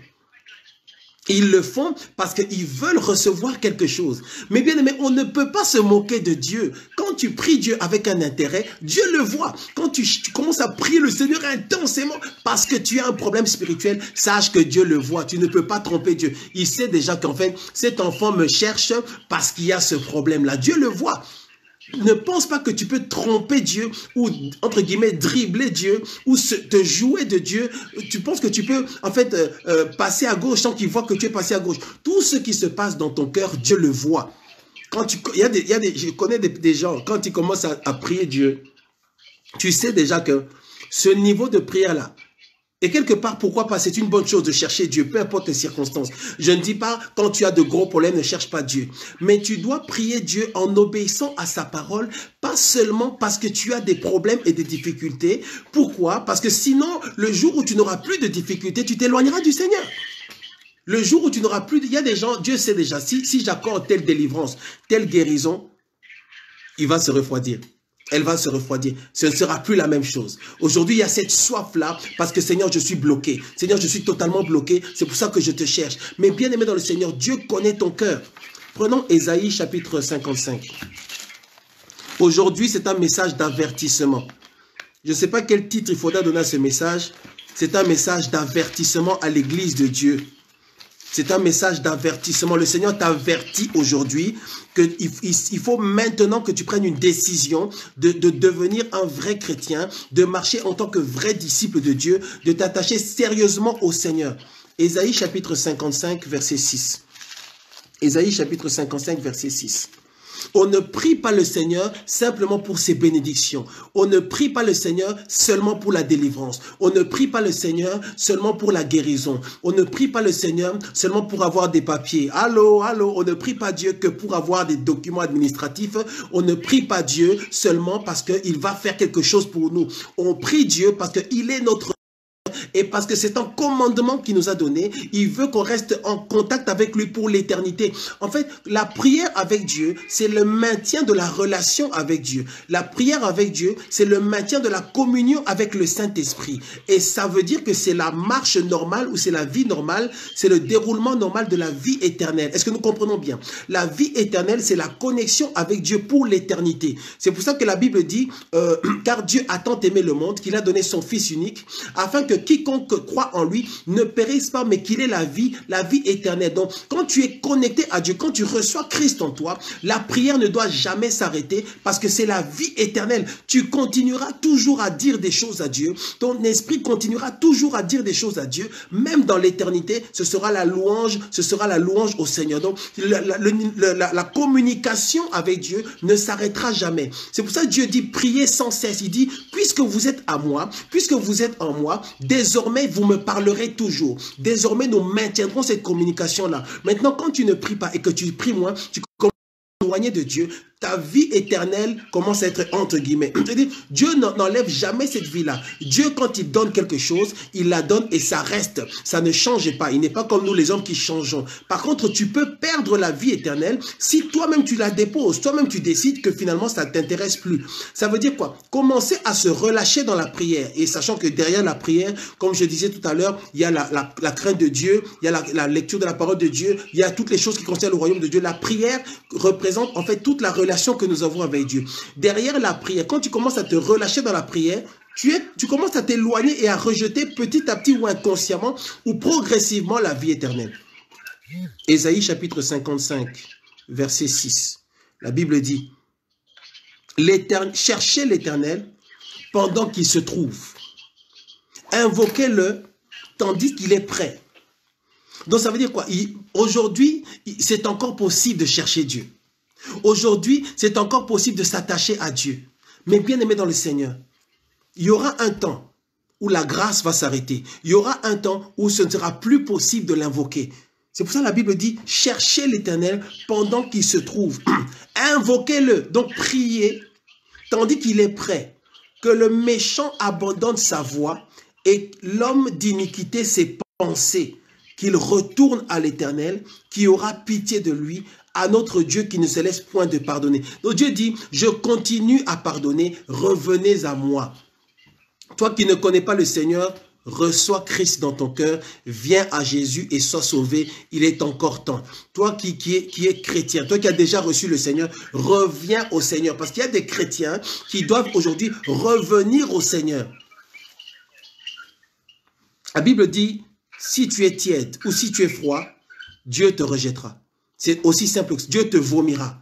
Dieu veut que nous soyons chauds pour le Seigneur. Chaud dans sa présence. Bien-aimé, est-ce que toi qui entends ce message ce matin, honnêtement, est-ce que tu es froid ou est-ce que tu es tiède ou est-ce que tu es froide? Est-ce que tu es tiède ou est-ce que tu es chaude? Vraiment pour le Seigneur. Dans les choses de Dieu. Si tu veux être honnête, réponds toi-même dans ton cœur. Quel est ton statut? Quel est ton état? Quelle est ta relation avec Dieu? Est-ce que tu es chaud ou est-ce que tu es froid? Est-ce que tu es tiède? Dieu veut qu'on soit chaud. Ça veut dire Dieu veut qu'on reste connecté, bien aimé dans le Seigneur. Si tu n'es pas connecté à Dieu, à partir du moment où tu n'es pas connecté à Dieu, tu as commencé à retourner dans le monde. Tu as commencé à retourner dans le monde. Je continue. Ésaïe chapitre 55, verset 8. Car mes pensées ne sont pas vos pensées, et vos voix ne sont pas mes voix, dit l'Éternel. Autant les cieux sont élevés au-dessus de la terre, autant mes voix sont élevées au-dessus de vos voix. Donc Dieu dit, ma manière de voir les choses n'a rien à voir avec ce que vous faites. Mes pensées ne sont pas vos pensées. Mes voix ne sont pas vos voix. Bien aimé, tant que tu n'as pas compris ça, tu penseras que tu peux adapter l'évangile. Que tu peux venir avec ton style à toi. Le style où, oh, je m'occupe de Dieu qu'une fois par mois. Je vais à l'église, je ne vais prier avec mes frères et sœurs que quand j'ai un peu de temps, quoi. Parce qu'il y a ça, il y a ça, il y a ça. Tu as plein d'excuses, toujours plein d'excuses. Bien aimé dans le Seigneur, la Bible dit que nous devons chercher la face de Dieu continuellement. La Bible dit prier peu importe que tu travailles. La Bible dit prier sans cesse. C'est vrai que tu peux prier à la maison, mais il y a des versets bibliques qui sont très clairs, qui sont en faveur de la réunion en public, de la réunion en groupe. Les enfants de Dieu pour prier. L'église, c'est quelque chose de biblique. Il dit, mes voix ne sont pas vos voix. Mes pensées ne sont pas vos pensées. Quand tu as des pensées, ne pense pas que ce sont les pensées de Dieu. Ce sont tes pensées à toi. Ce ne sont pas les pensées de Dieu. C'est les pensées de ta famille, c'est les pensées de ta culture, c'est les pensées qui sont relatives au pays dans lequel tu évolues, dans lequel tu vis, mais ce ne sont pas forcément les pensées de Dieu. Est-ce que quelqu'un comprend ce qu'on dit ce matin? Ne jouons pas avec Dieu, bien-aimé dans le Seigneur. Arrêtons de jouer avec le Seigneur. Vous savez, quand moi je vois ce que Satan fait, et ça, ce n'est pas pour le glorifier, ce n'est pas pour exposer les œuvres de Satan pour le louer. Mais bien-aimé, quand je vois comment l'ennemi travaille, je reconnais deux choses. La première chose que je reconnais, c'est qu'il est vraiment malin. Il est vraiment le malin. Et il y a une notion d'intelligence profonde. En fait, le mot, ce n'est même pas l'intelligence, c'est il est malin. Quand il travaille, excusez-moi, quand je vois comment les choses sont disposées, je me dis non, vraiment, l'ennemi que nous avons là, il est malin et il est intelligent. Bien, mais est-ce que tu sais que avoir un ennemi qui est malin et intelligent, c'est compliqué? Si ton ennemi est idiot et bête, c'est facile de le vaincre. Mais sache que l'ennemi qui est en face de nous, Satan là, il est intelligent et il est malin. Et donc tu ne peux pas jouer. Donc une des raisons pour laquelle nous devons prier sans cesse, c'est vrai, c'est la connexion avec Dieu. Mais une autre raison pour laquelle on doit prier sans cesse, c'est parce que si on ne prie pas, on n'est pas connecté au Saint-Esprit, comment tu vas vaincre, comment tu vas vivre une vie de victoire, comment tu vas arriver à le vaincre si tu n'as pas le Saint-Esprit, si tu n'as pas une vie de prière intense, une vie de prière intense. Comment? Tu dois apprendre à avoir une vie de vie intense, toi-même chercher Dieu d'une manière intense et d'une manière consistante, bien-aimé dans le Seigneur. Vous savez, quand je vois ce que Satan fait, je me dis que non seulement il est malin, mais il est puissant. Il a une puissance qui est quand même terrible. Je suis désolé. Il y a des gens qui, oui, non, mais pourquoi vous dites ça quand même? Vous honorez le diable, vous le glorifiez, tout ça. Non, bien évidemment, on n'est pas en train de l'honorer. Que les enfants de Dieu connaissent la vérité. C'est parce que tu crois. C'est parce que tu crois que l'ennemi est un bébé. C'est parce que tu crois que sa puissance, c'est la puissance d'un bébé de 2 semaines. C'est peut-être pour ça que tu joues aussi avec les choses de Dieu. Peut-être que tu joues avec les choses de Dieu parce que tu crois qu'il n'y a pas d'ennemi. Tu joues avec les choses de Dieu parce que tu penses que, ouais, non, Satan, vous exagérez, franchement. Jésus a vaincu. Bien aimé, c'est vrai que Jésus a vaincu à la croix. C'est vrai que l'ennemi ne peut rien nous faire à cause du sang de Jésus. Mais attention, il faut que tu aies un positionnement. Ce n'est pas tout le monde qui va bénéficier de l'intervention de Dieu. Ce n'est pas tout automatique de bénéficier de la gloire de Dieu. La victoire par rapport à l'ennemi, Jésus a déjà vaincu à la croix. Mais toi, tu as un travail à faire. Le travail à faire, c'est quoi? C'est fuir le péché, c'est marcher selon les lois de Dieu, c'est craindre Dieu. Quand je vois ce que Satan fait, bien aimé, prenons 2, 3 exemples. Est-ce que vous savez que l'ennemi, et je crois que vous savez de quoi je parle, la puissance qu'il a est telle que il va influencer des gens quelque part. Et ces gens-là sont convaincus que commettre des actes de terrorisme, aller tuer, aller détruire les vies, c'est une bonne chose. Ils sont convaincus de ça. Pour eux, c'est quelque chose en fait, c'est indiscutable. C'est quelque chose en fait, c'est quelque chose qui est une vérité qui est acceptée. C'est une vérité arrêtée. Pour eux, c'est ça qu'il faut faire. Un jour, j'ai regardé une vidéo quelque part, on prenait des gens, et vraiment, excusez-moi, mais je veux vraiment que vous puissiez comprendre Satan là, comment il travaille, il est capable de faire. On prenait des gens, et des hommes, hein, des êtres humains, et il y avait un puits qui était creusé quelque part, et on les allongeait juste à côté du puits, ils étaient liés, ligotés, et on leur tranchait la gorge, et on voyait dans la vidéo comment le sang, ça c'est passé, je pense, au Nigeria ou quelque part par là, et on voyait comment le sang coulait. Et on le voyait. Après, ils poussaient avec leurs pieds et puis le cadavre tombait. Et puis ils en prenaient un autre, ils le mettaient là, ils égorgeaient et puis le sang coulait et puis ils poussaient. Et moi, je regardais la vidéo, je dis, mais Seigneur. Et ceux qui font ça, pour eux, c'est totalement normal. Pour eux, c'est ce qu'il faut faire. Est-ce que nous imaginons jusqu'où est-ce que l'ennemi peut amener les gens? Ça veut dire quoi? Ça veut dire, tant que tu pries et que tu es en connexion avec le Saint-Esprit, tu ne seras soumis qu'à ce que l'Esprit de Dieu va te pousser à faire et tu restes comme ça. Quand tu t'éloignes de la prière, tu t'éloignes du Saint-Esprit, tu commences à t'éloigner de Dieu petit à petit. C'est juste une question de temps. Et si tu te laisses faire, tu te laisses faire, Satan lui-même va décider de ce qu'il fait avec toi. Soit il permet que tu meurs et puis tu pars, soit il va commencer à t'utiliser et il risque de te faire des choses incroyables. Et je vous assure, bien aimé, le mal qu'on voit les païens faire là doit nous faire réfléchir. Quand tu vois ce que font les païens, quand tu vois leurs attitudes, ceux qui ne connaissent pas le Seigneur, quand tu vois cette méchanceté, quand tu vois cet amour du monde, ça doit te faire réfléchir. Tu dois te dire attention parce que il ne faut pas que je sois orgueilleux. Je pourrais devenir comme ça. Je peux aussi devenir comme ça si je ne crains pas Dieu, si je ne prie pas. Est-ce que nous comprenons? L'impudicité, la débauche, la vie où on déshonore Dieu, la vie où on se drogue, la vie de débauche, l'alcool, toutes ces choses-là, et toutes les autres choses qui sont mauvaises, tu les feras si tu t'éloignes de Dieu. Tu les feras. Tu les feras si tu t'éloignes de Dieu. J'espère que quelqu'un comprend bien. Prenons Lévitique. Nous voulons voir à quel point est-ce que Dieu rejette et hait le péché. À quel point est-ce que Dieu est sérieux? Parce que les enfants de Dieu ne sont plus sérieux avec les choses de Dieu. On croit que c'est une blague. Ouais, non, mais vous exagérez quand même un peu quand même. Hein. Vous exagérez un peu avec les histoires de... Vous voulez qu'on devienne comment? La Bible dit que tu dois devenir un disciple de Dieu. Un disciple de Dieu. Qu'on ne te trompe pas. Je ne sais pas dans quelle église tu vas, mais si vraiment tu vas dans une vraie église de Dieu, on te prêchera la même chose. Tu dois devenir un disciple de Dieu, quelqu'un qui s'attache au Seigneur, quelqu'un qui a une connexion avec le Seigneur. Les autres pratiquent la sorcellerie, la magie, ils vont dans des loges, ils vont dans beaucoup de choses. Nous, nous avons Jésus-Christ, nous, on fait nos choses avec Dieu dans le secret. Nous travaillons avec un seul esprit qui est le Saint-Esprit de Dieu. Les autres, ils vont avec plusieurs autres esprits, ils ont plusieurs divinités, ils ont plusieurs dieux, le Dieu de la fertilité, le Dieu bleu, le Dieu noir, le Dieu en haut, en bas. Nous avons un seul esprit que nous invoquons, un seul esprit qui travaille avec nous, un seul esprit qui agit, c'est le Saint-Esprit de Dieu, le seul esprit. Est-ce que nous comprenons? Lévitique chapitre 26. Lévitique chapitre 26. La Bible dit, je prends à partir du verset... je vais lire quelques versets dans Lévitique chapitre 26. Quand tu auras un peu de temps, va vraiment écouter, va vraiment lire ce chapitre. Lévitique chapitre 26. Lévitique chapitre 26. Je veux dire à quelqu'un ce matin, le Dieu qui parle ici dans Lévitique chapitre 26, le Dieu qui parle ici dans Lévitique chapitre 26, c'est le Dieu que tu pries tous les jours. Est-ce que nous comprenons? Certains pensent, oui, non, mais le Dieu de l'Ancienne Alliance ou le Dieu de l'Ancien Testament, il a changé. En fait, non, c'est aujourd'hui, il est vraiment, non, depuis que Jésus est allé à la croix, quand même Dieu pardonne, il y a la grâce de Dieu qui se manifeste.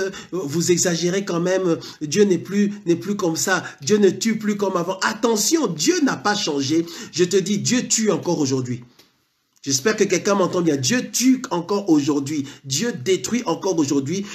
Dieu punit encore aujourd'hui. Dieu frappe encore aujourd'hui. Notre évangile doit être un évangile qui est équilibré. Il y a la grâce de Dieu, il y a la faveur de Dieu, il y a la miséricorde de Dieu. Mais attention, quand on abuse de la grâce de Dieu, il y a la colère de Dieu qui agit. En fait, il y a deux choses avec le Seigneur. Soit tu bénéficieras de sa grâce, soit tu bénéficieras de sa colère. C'est à toi de choisir par quelle main est-ce que tu veux être frappé. Lévitique chapitre 26, la Bible dit, vous ne vous ferez point d'idole. Vous ne vous ferez point d'idole, l'idolâtrie.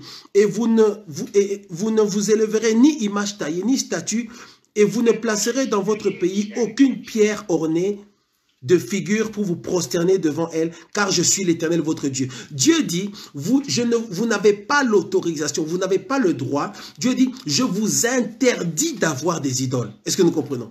Dieu nous a interdit d'avoir des idoles. Une idole, c'est quoi? Ça peut être, c'est vrai, une idole physique, un objet quelconque, ça c'est encore loin. Mais les idoles, c'est juste aimer quelque chose plus que Dieu. C'est ça les idoles. C'est ça les idoles. Aimer quelque chose plus que Dieu. Aimer ton confort plus que Dieu. Aimer ton travail plus que Dieu. Aimer ces autres choses plus que Dieu. Bien-aimés dans le Seigneur, ayons la crainte de Dieu. Ayons la crainte de Dieu. Est-ce que vous m'entendez bien, ceux qui sont connectés sur téléphone? Ok, ayons la crainte de Dieu. Ayons la crainte de Dieu. Il dit, verset 1, vous ne vous ferez point d'idole. Verset 2, pardon, vous observerez mes sabbats et vous révérerez mon sanctuaire. Je suis l'Éternel. Je répète encore, le Dieu qui parle dans Lévitique chapitre 26, c'est le Dieu que nous prions tous les jours. La Bible dit, verset 3, si vous suivez mes lois, si vous gardez mes commandements et les mettez en pratique, je vous enverrai des pluies en leur saison, la terre donnera ses produits et les arbres des champs donneront leurs fruits. Bien-aimés dans le Seigneur, Dieu bénit, Dieu guérit, Dieu restaure, Dieu agit. Ça, je vous assure, Dieu bénit. Et quand Dieu bénit d'une manière incroyable. Quand Dieu bénit d'une manière qui étonne les hommes. Est-ce que nous comprenons? Verset 4, verset 5. À peine aurez-vous battu le blé que vous toucherez à la vendange et la vendange atteindra les semailles. Vous mangerez votre pain à satiété et vous habiterez en sécurité dans votre pays. Bien-aimé, Dieu est fidèle dans ce qu'il dit. Dieu est fidèle dans sa parole. Dieu est fidèle par rapport à ses promesses. Le problème, c'est quoi? Le problème, c'est que les enfants de Dieu n'applique pas la loi de Dieu d'une manière consistante afin de bénéficier de tout ce que Dieu dit. Et c'est pour ça qu'après on dit qu'on exagère. En fait, Dieu ne bénit pas autant que ça. On a l'impression que Dieu ne bénit pas autant que ça. Ce n'est pas ça. C'est que, en fait, il y a des péchés, il y a des choses qu'on fait. Est-ce que nous vivons vraiment selon ce que Dieu veut? Est-ce que nous appliquons vraiment la parole de Dieu? Maintenant, ce qui nous intéresse aujourd'hui, Lévitique chapitre 26, je prends à partir du verset 14. Verset 14. Avant le verset 14, Dieu dit de bonnes choses. Dieu dit, je ferai ceci, cela avec vous, je vous bénirai. Et c'est toujours ça avec notre Dieu. Il dit, j'ai mis devant toi la vie et la mort, choisis la vie. Maintenant, regarde au verset 14. Verset 14. La Bible dit, mais si vous n'écoutez point et ne mettez point en pratique tous ces commandements, entre parenthèses, aujourd'hui nous parlons de la prière, si vous méprisez mes lois, et si votre âme a en horreur mes ordonnances. Donc, tu n'aimes pas les choses de Dieu. Toi qui es chrétien aujourd'hui, est-ce que tu aimes les choses de Dieu? Tu es chrétien, tu vas à l'église. Est-ce que tu aimes les choses de Dieu vraiment? Parce que quelqu'un qui aime aller à la piscine, eh bien, on le verra souvent à la piscine. Quelqu'un qui aime la piscine ou la natation, il y ira 1 fois, 2 fois, 3 fois par semaine parce que c'est quelque chose qu'il aime. Est-ce que nous comprenons? Moi, j'ai un collègue qui aime aller, qui fait la natation. Eh bien, quand il part, 17h, il part. On a l'habitude de finir à 6h, 6h30 en fonction de la charge de travail qu'on a. Mais tout le monde sait que le jeudi à 17h, il ne faut même pas compter sur lui. Il part parce qu'il a natation. Il aime ça. Est-ce que nous comprenons? Alors, si tu aimes les choses de Dieu, on doit le voir. La marche avec Dieu, ce n'est pas seulement je t'aime, oh Seigneur, je t'aime, avec la bouche, sans que ça se manifeste. En fait, dire je t'aime à quelqu'un et même à Dieu, ça ne sert à rien s'il n'y a pas d'acte pour l'accompagner, s'il n'y a pas d'acte pour le montrer. En réalité, quand tu dis que tu aimes Dieu, ça ne suffit pas. C'est pour ça même, pour m'aimer, gardez mes commandements. Donc, dire je t'aime à Dieu, quelque part, c'est vide. C'est voilà, tu dis je t'aime et après. Dieu dit, si vous m'aimez, je le verrai. Comment est-ce que je saurai que vous m'aimez? C'est si vous mettez en pratique mes commandements. Lévitique chapitre 26, verset 14. Mais si vous n'écoutez point et ne mettez point en pratique tous ces commandements, verset 15, si vous méprisez mes lois et ainsi de suite. Et là, maintenant, je vais aller au verset 16. Dieu dit, et c'est le Dieu que tu pries aujourd'hui, c'est le Dieu que tu adores aujourd'hui, c'est le Seigneur de gloire, c'est le Dieu dont nous parlons. Au verset 16, il dit, si vous désobéissez à ma parole, regarde ce que Dieu dit, voici ce que je vous ferai. Donc Dieu dit en fait, si tu n'obéis pas à ma parole, si tu ne fais pas ce que je dis, il y a d'autres choses aussi que je ferai. Verset 16, voici ce que je vous ferai. J'enverrai sur vous la terreur, la consomption, la fièvre et la fièvre qui rendront vos yeux languissants et votre âme souffrante. Et vous sèmerez en vain vos semences, vos ennemis les dévoreront. Verset 17, je tournerai ma face contre vous et vous serez battus devant vos ennemis. Ceux qui vous haïssent domineront sur vous et vous fuirez sans qu'on vous poursuive. Mais quelqu'un qui ne craint pas Dieu, quelqu'un qui ne marche pas dans l'obéissance, parfois il fuit sans qu'on le poursuive. Il n'y a pas vraiment une attaque là, mais tu fuis simplement parce que Dieu n'est pas avec toi. Tu fuis simplement parce que tu n'es pas dans l'obéissance. Est-ce que nous comprenons? Bien aimé, c'est terrible que de désobéir à Dieu. C'est terrible. Oh non, mais vous exagérez quand même, vous aussi. Vous voulez qu'on vive comment? On ne peut plus respirer. Mais si tu continues à respirer, dans l'église, tu es parmi les chrétiens cool. Mais il y aura un temps où le Seigneur va s'occuper de toi. Aujourd'hui, on est dans un message d'avertissement. Avertissement. Verset 18. Si malgré cela, donc Dieu dit, si vous n'obéissez pas, à ma parole, je vous punirai de telle manière. Si vous ne comprenez toujours pas, je vous punirai encore autrement. Si vous ne comprenez toujours pas, et c'est aussi le sens des jugements, des fléaux, des choses qui vont s'abattre sur cette terre et qui s'abattent dans certains pays et qui s'abattent dans nos pays. Ce sont des pays qui ont rejeté Dieu. Ce sont des pays qui, franchement, tout en haut des gouvernements, des États de ce monde, en fait, les choses de Dieu, là, c'est bof, quoi. Écoutez, chrétiens, vous faites toujours beaucoup de bruit. Et puis, il y a toutes ces choses qui s'abattent sur leur vie, sur leur pays. Il dit, si malgré cela, vous ne m'écoutez point, je vous châtirai 7 fois plus pour vos péchés. Je vous châtirai 7 fois plus pour vos péchés. Bien aimé, Dieu ne rigole pas avec le péché. Il dit, verset 19, je briserai l'orgueil de votre force. Je rendrai votre ciel comme du fer et votre terre comme de l'airain. Votre force s'épuisera inutilement, votre terre ne donnera plus ses produits et les arbres de la terre ne donneront pas leurs fruits. Verset 21. Si vous me résistez et que ne voulez pas m'écouter, je vous frapperai 7 fois plus encore, et ainsi de suite. Si tu regardes au verset 23, si ces châtiments ne vous corrigent point et vous me résistez, je vous résisterai. Dieu dit, si vous me résistez, je vous résisterai aussi. Bien-aimé dans le Seigneur, est-ce que tu résistes à Dieu? Si tu résistes à Dieu, Dieu va te résister aussi. Maintenant, entre toi et Dieu, entre nous, qui est le plus fort? Qui aura la victoire? Dieu dit, si vous me résistez, je vous résisterai. Bien-aimé, toi, tu vas à l'église, mais est-ce que tu es sûr que tu ne résistes pas à Dieu? Résister à Dieu, c'est quoi? C'est quand Dieu dit de faire quelque chose, quand sa parole dit de faire quelque chose, toi, tu ne la fais pas. Toi, tu fais comme tu veux, ou bien tu fais comme tu veux. Ou tu feras vraiment quand ça t'arrangera, tu le feras. La marche avec Dieu, ce n'est pas d'obéir quand ça nous arrange. La marche avec Dieu, c'est d'obéir en permanence à sa parole. Quand tu décides de n'obéir, forme de rébellion et de désobéissance. Tout ce que tu exiges, tout ce que tu attends de tes enfants, sache que c'est ce que Dieu attend de toi aussi. L'obéissance à sa parole. La Bible dit, priez sans cesse afin que vous ne tombiez pas en tentation. Pourquoi? Parce que si vous tombez en tentation, vous pécherez, vous vous éloignerez de moi, je serai obligé de vous frapper.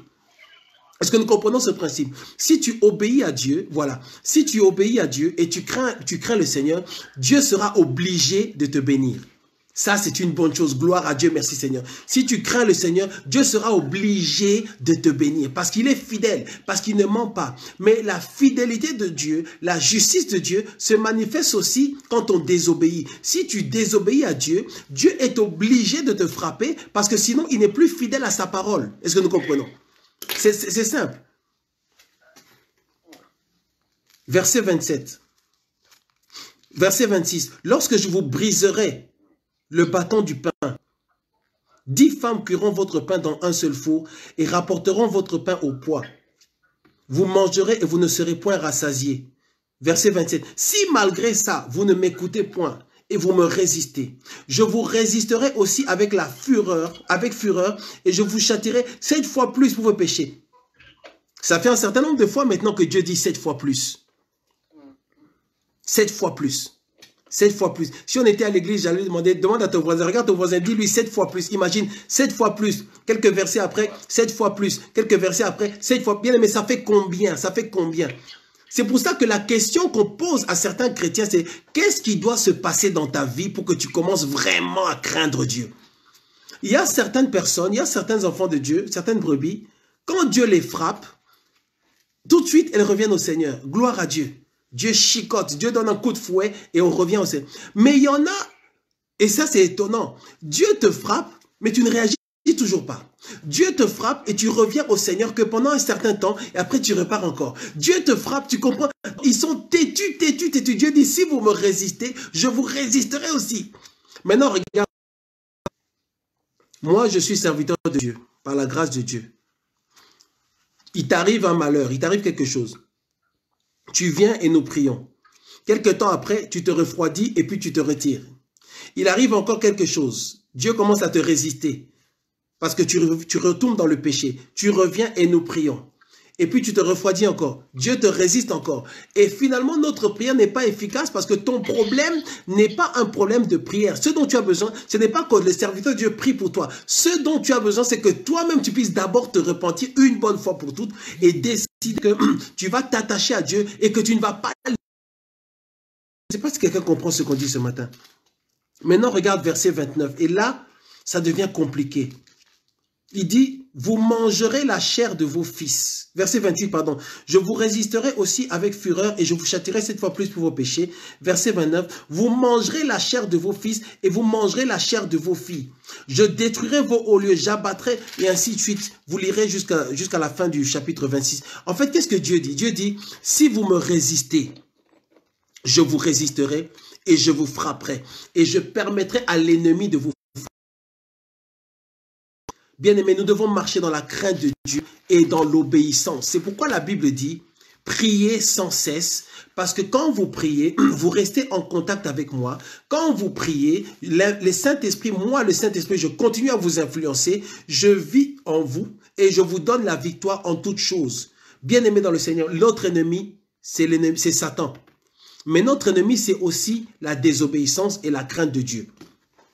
En fait, tu peux toi-même être ton propre ennemi. Est-ce que nous comprenons? Maintenant, nous voulons voir par contre ce que Dieu attend de nous. Prenons Proverbe chapitre 3. Prenons Proverbe chapitre 3. Ce que Dieu attend de nous en réalité.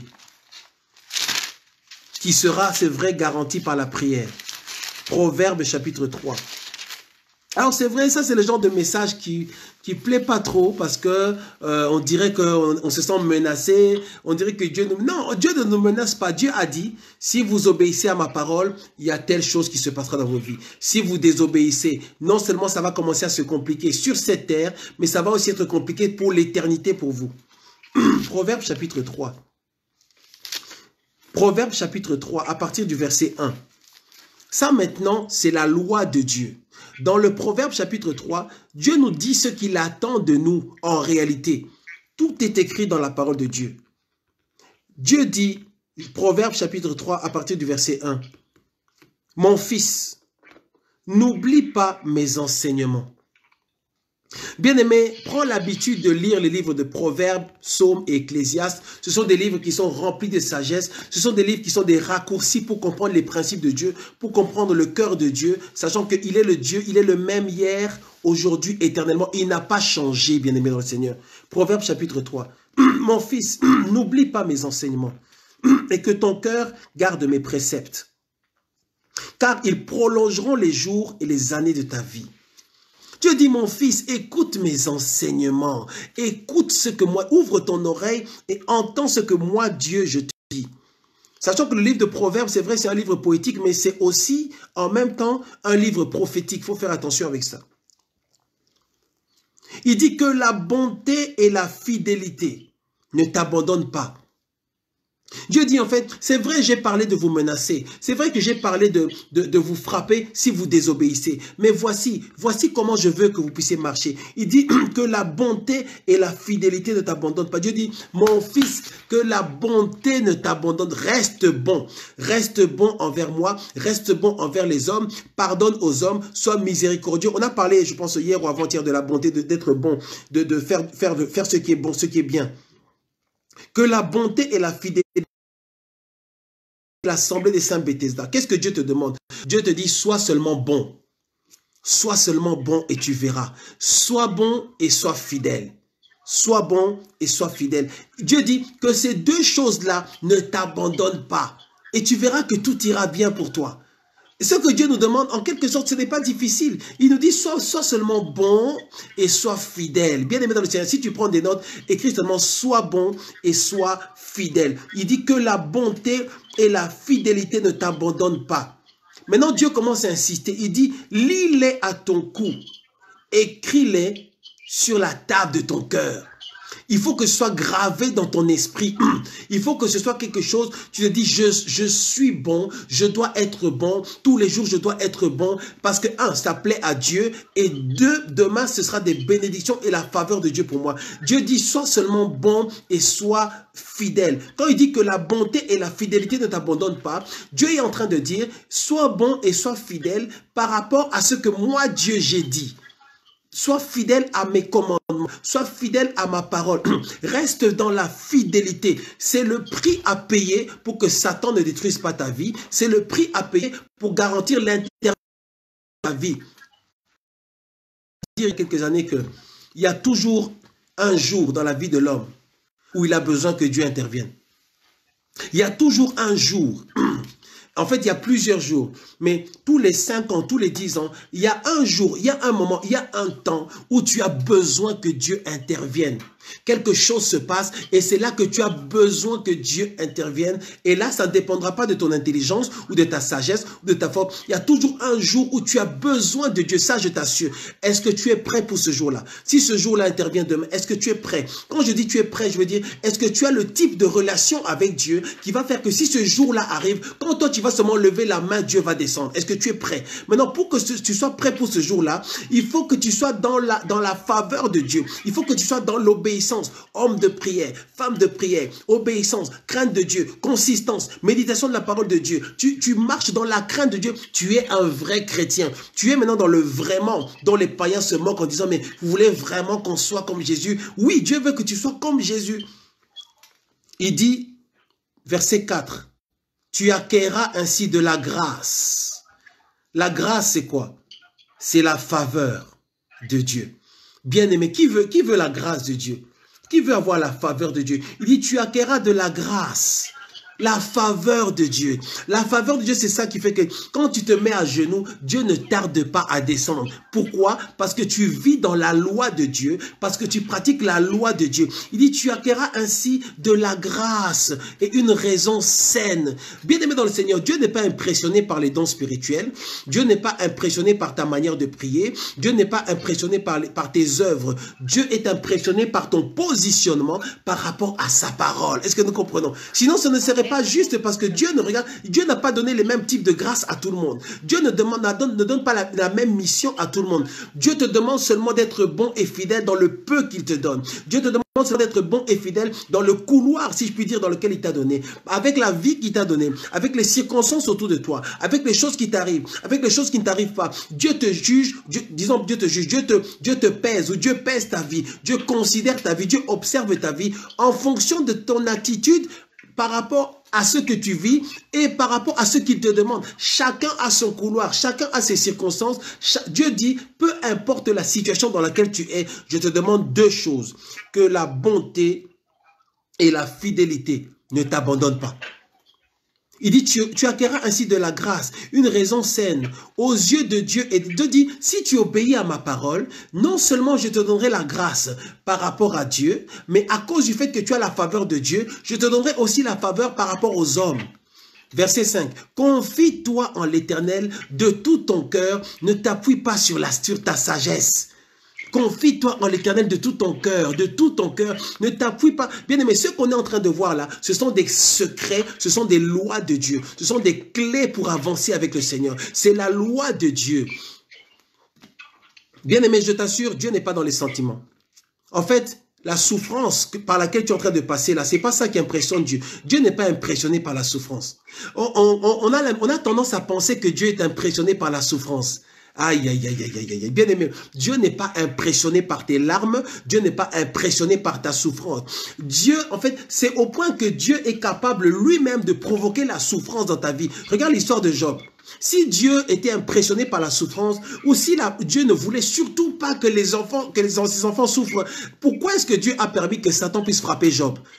Tu vois que Dieu est plus impressionné ou Dieu est plus intéressé par ta fidélité dans la souffrance que par le fait que tu souffres et que tu pleures. Tu vois, quand nos enfants pleurent, quand ils souffrent, on a « Ah non, c'est mon fils qui pleure comme ça, c'est ma fille qui pleure comme ça, il y a quelque chose en nous. » Dieu n'a pas ça, Dieu n'a pas ce sentiment-là. Est-ce que nous comprenons? Ce n'est pas que Dieu n'est pas rempli de compassion, c'est vrai qu'il est sensible à ce que nous faisons. On ne peut pas impressionner Dieu par notre souffrance. En fait, Dieu n'est pas dans le « je comprends ». Oui, mais quand même, Dieu comprend ce que je vis. Dieu n'est pas dedans. Dieu est dans ses principes. Et par rapport aux principes de Dieu, il n'y a pas de sentiment. Dieu n'est pas dans le sentimentalisme spirituel. Non, mais quand même, Dieu comprend, c'était quand même trop dur, quoi. Ça fait quand même 8 ans que je suis comme ça. Quand même, il fallait quand même... que j'aille, tu vois, c'est que je suis tombé dans le péché, mais quand même, tu sais, pasteur, ça fait quand même 8 ans que je suis pas marié, bon, c'est dur, hein, et tu sais, ce soir-là, Paul m'a appelé, il était 2 h du matin, il voulait que j'aille chez lui, et puis bon, écoute, quand même, je crois que Dieu ne comprend pas. Dieu ne comprend pas. Dieu a dit dans sa parole, si tu obéis, il y aura cela. Si tu désobéis, il n'y aura pas. Dieu ne comprend pas ton péché. Il faut que certaines personnes commencent à comprendre. Dieu ne comprend pas ton péché. Alors, tu veux la délivrance, tu veux la guérison, tu veux toutes ces choses-là. Gloire à Dieu. Mais est-ce que tu es consistant dans les choses de Dieu? Est-ce que tu crains vraiment le Seigneur? Bien aimé dans le Seigneur. Si tu ne crains pas Dieu, c'est dangereux que tu reçoives la délivrance. Pourquoi? Parce que tu vas la perdre. Tu vas la perdre et ce sera encore pire pour toi. Il y a certaines personnes qui demandent la délivrance et tu te fâches parce que le serviteur de Dieu ne s'est pas disposé rapidement pour s'occuper de toi. Le serviteur de Dieu n'a pas fait rapidement ce que toi tu voulais, ce que tu attends parce que tu souffres beaucoup. C'est vrai, il y a la souffrance, mais est-ce que d'un autre côté, est-ce que tu crains vraiment le Seigneur? Est-ce que tu te donnes vraiment à fond? Aïe, aïe, aïe, aïe, aïe, aïe, aïe, aïe, aïe, aïe, aïe, aïe, aïe. Non mais pasteur, qu'est-ce que tu dis là? Là c'est quand même un peu trop dur, hein? Proverbe chapitre 3, verset 6. Reconnais-le dans toutes tes voies et il aplanira tes sentiers. Ne sois pas sage à tes propres yeux. Crains l'Éternel et détourne-toi du mal. Crains l'Éternel et détourne-toi du mal. Regarde au verset 8.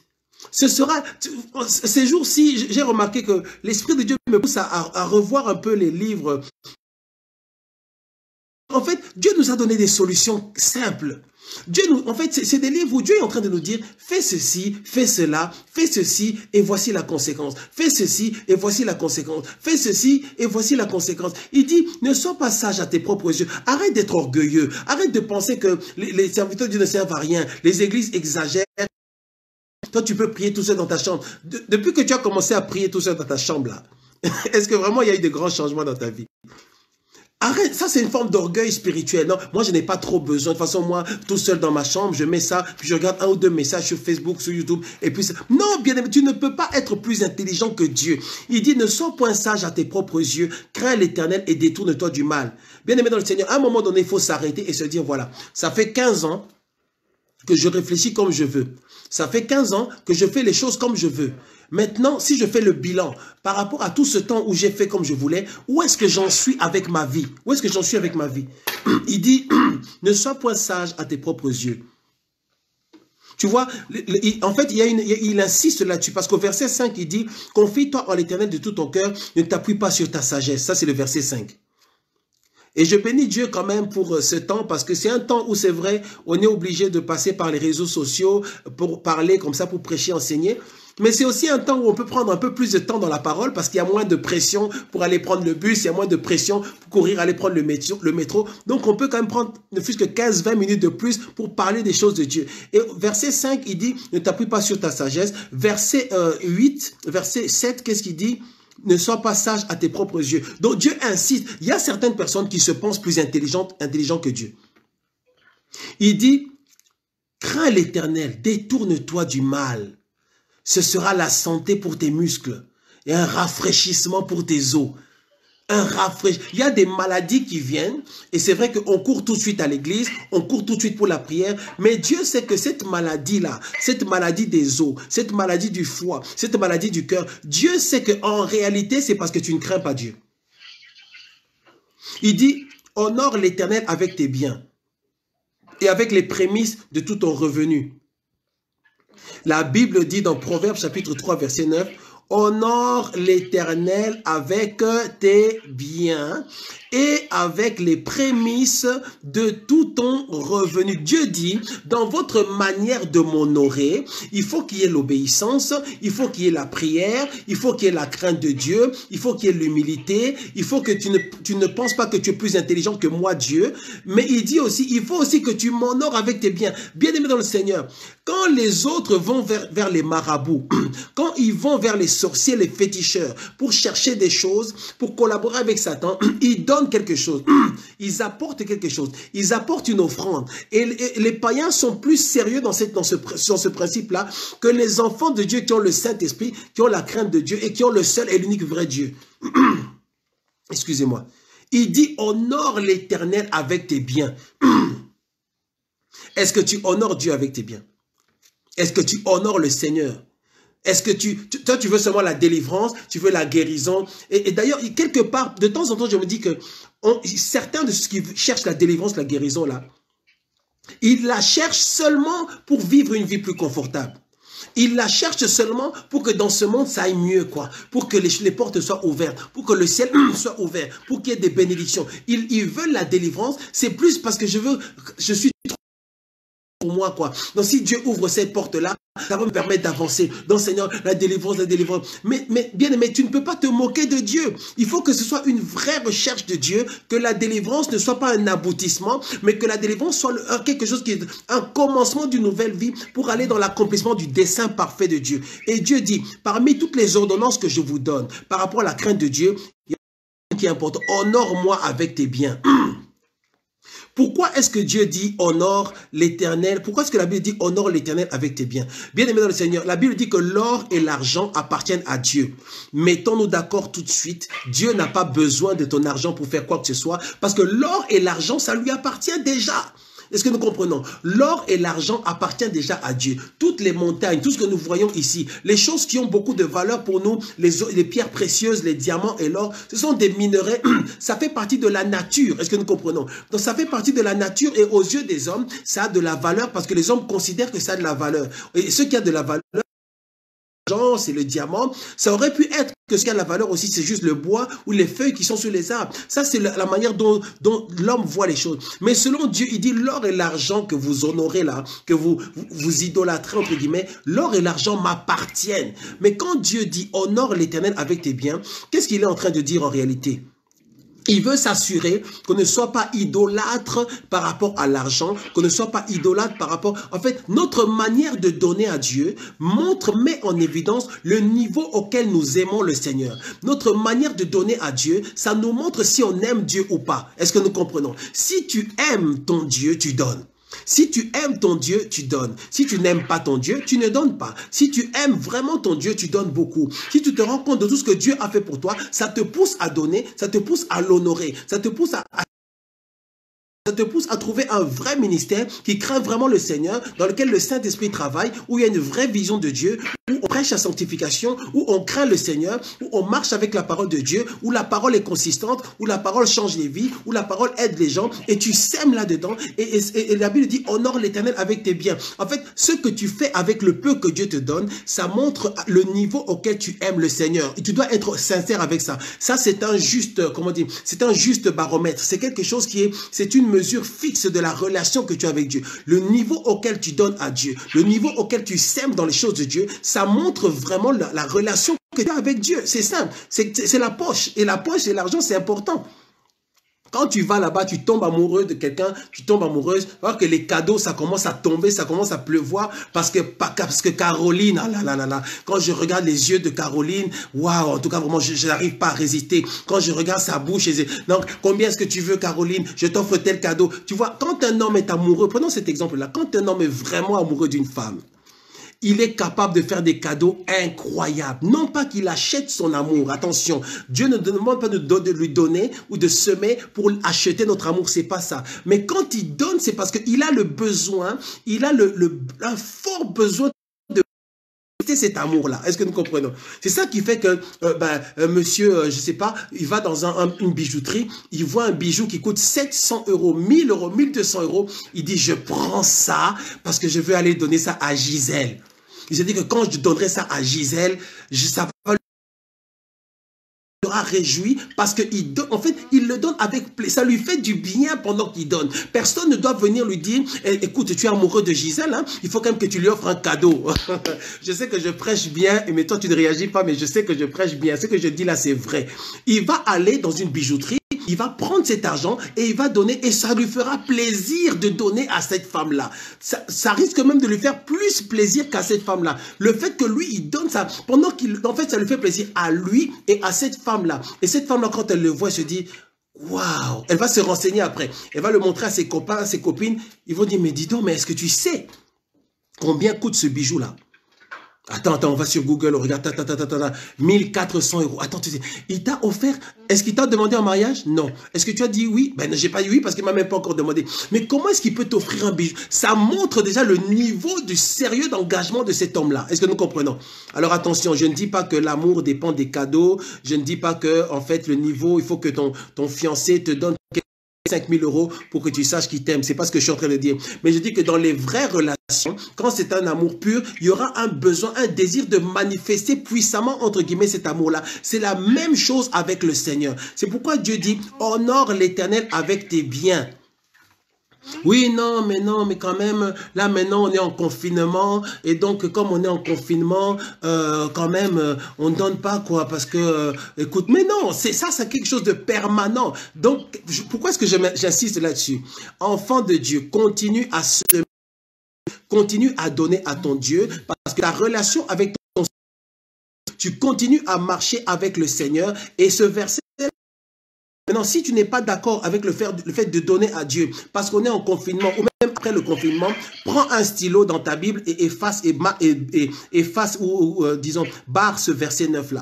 Tu peux prendre maintenant, si tu es d'accord, prends maintenant ton stylo et barre le verset 9. Je vous donne 5 secondes si vous voulez le faire. Ceux qui veulent le faire, prenez votre stylo et barrez. Si vous n'êtes pas d'accord avec le fait de donner à Dieu, prenez votre stylo, Proverbe chapitre 3, et barrez le verset 9 là. Tu dis à Dieu, moi, ça, je ne ferai pas. Mais comme tu ne le fais pas, et puisque tu ne le fais pas parce que je crois que tu crains le Seigneur, alors obéissons à la parole de Dieu. J'avance. Proverbe chapitre 3, verset 10. Conséquence de tout cela, alors tes greniers seront remplis d'abondance et tes cuves regorgeront de mou. Maintenant, le problème, c'est qu'on arrive à un certain niveau de bénédiction avec le Seigneur, mais ça reste, à un moment donné, c'est comme s'il y a un plafond. C'est comme si, en fait, on n'arrive pas à aller au-delà. Pourquoi? Parce qu'on n'est pas consistant, on n'est pas persévérant et on n'obéit pas à Dieu au niveau où Dieu nous attend. Verset 11, mon fils, ne méprise pas la correction de l'Éternel, point de ses châtiments, car l'Éternel châtie celui qu'il aime. Bien aimé, le Seigneur parfois va te châtier. Le Seigneur parfois va permettre des choses dans ta vie où tu vas te dire, mais Seigneur, mais tu veux me tuer ou quoi? Seigneur, là, c'est toi qui détruis ma vie. Dieu dit, ne t'effraie pas, je te châtie parce que je t'aime. Je veux m'assurer que tu ne referas plus jamais ça. Je veux m'assurer que tu seras conscient que tu ne dois pas faire ça. Et c'est pour ça que j'ai permis ces choses-là. Est-ce que nous comprenons? Verset 13. Heureux l'homme qui a trouvé la sagesse et l'homme qui possède l'intelligence, car le gain qu'elle procure est préférable à celui de l'argent et le profit qu'on en tire vaut mieux que l'or.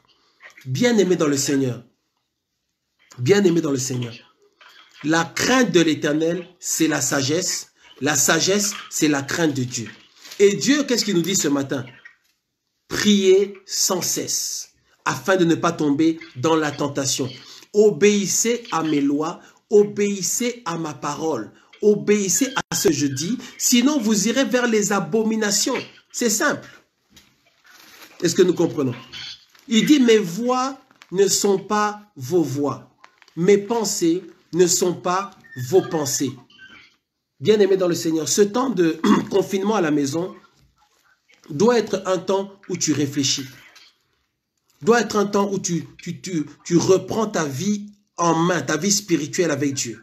C'est vrai que tu as plus de temps. Certains ne travaillent pas du tout ou certains ne travaillent que partiellement. Mais prends ce temps pour réfléchir. Prends ce temps pour chercher la face de Dieu. Prends ce temps pour te repositionner. Prends ce temps pour te dire, Seigneur, où est-ce que j'en suis avec toi? Bien-aimé dans le Seigneur, où est-ce que tu en es avec ton Dieu? Quelle est la relation que tu as avec ton Dieu aujourd'hui? Est-ce que tu es chaud? Est-ce que tu es froid? Est-ce que tu es tiède? Dans tous les cas, arrêtons de jouer avec les choses de Dieu. C'est un avertissement solennel. Moi, personnellement, je ne joue pas avec le Seigneur. J'ai déjà vu ce qui peut se passer si Dieu se retire. Bien-aimé dans le Seigneur.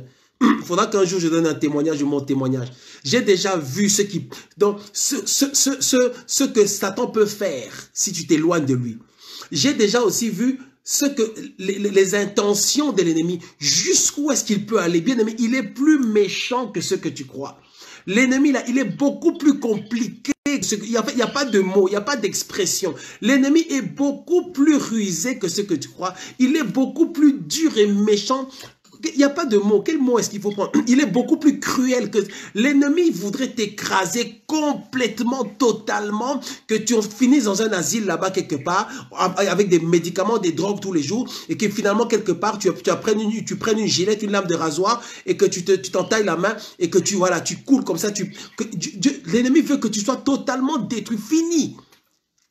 Ça, c'est son plan. Mais le plan de Dieu, c'est que tu aies la vie éternelle. Le plan de Dieu, c'est que tu sois béni. Le plan de Dieu, c'est que ta bénédiction commence à partir de maintenant et qu'elle se prolonge dans l'éternité. Tu vois qu'il y a deux choix, il y a deux options. Il dit, j'ai mis devant toi la vie et la mort. Choisis la vie. Est-ce que tu as vraiment choisi la vie? Est-ce que tu es sûr d'avoir vraiment choisi la vie? Est-ce que tu as choisi la vie de manière consistante? Est-ce que tu as vraiment décidé, moi, je m'en... Le problème, c'est que j'ai l'impression que les enfants de Dieu, si on voulait évaluer le niveau d'engagement qu'ils ont par rapport à Dieu, ils sont à peu près à 2 ou 3 sur 10. Donc, ils sont engagés que jusqu'à, allez, je suis à 30%, je suis, voilà, pas plus quand même, parce que tu vois, je suis quelqu'un d'occupé, donc je peux pas. Bien aimé, Dieu te demande de tout. Tout ce que tu es appartient à Dieu. Tout ce que tu as appartient à Dieu. Tes enfants appartiennent à Dieu. Ton mari appartient à Dieu. Ton épouse appartient à Dieu. Toi-même, tu appartiens à Dieu. Ton argent appartient à Dieu. Tout ce que tu as, tout ce qui est connecté à toi appartient à Dieu. Personne ne s'appartient. Commençons maintenant à craindre le Seigneur. Amen, amen. Je vais m'arrêter là aujourd'hui.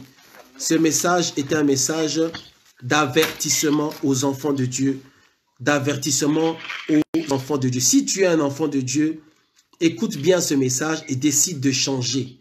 Parce que la barre est beaucoup plus haut que nous pensons. Alors nous allons prier ensemble ce matin. Que chacun puisse vraiment décider d'être vrai avec Dieu et d'être honnête avec Dieu. Que chacun puisse aujourd'hui dire, Seigneur, peut-être que je ne fais pas vraiment ce que tu me demandes. C'est vrai que je ne suis pas païen, je ne suis pas dans le monde, mais peut-être que je ne fais pas vraiment comme toi tu veux. Quand est-ce que tu vas commencer à faire comme Dieu veut, au niveau d'engagement que Dieu veut? Quand tu deviendras vraiment quelqu'un qui va dire, Seigneur, moi je me mets à genoux et je veux chercher ta face. Seigneur, j'ai besoin de toi. Commençons à prier ensemble. Commence à prier avec moi. Commence à répéter après moi. Seigneur Dieu,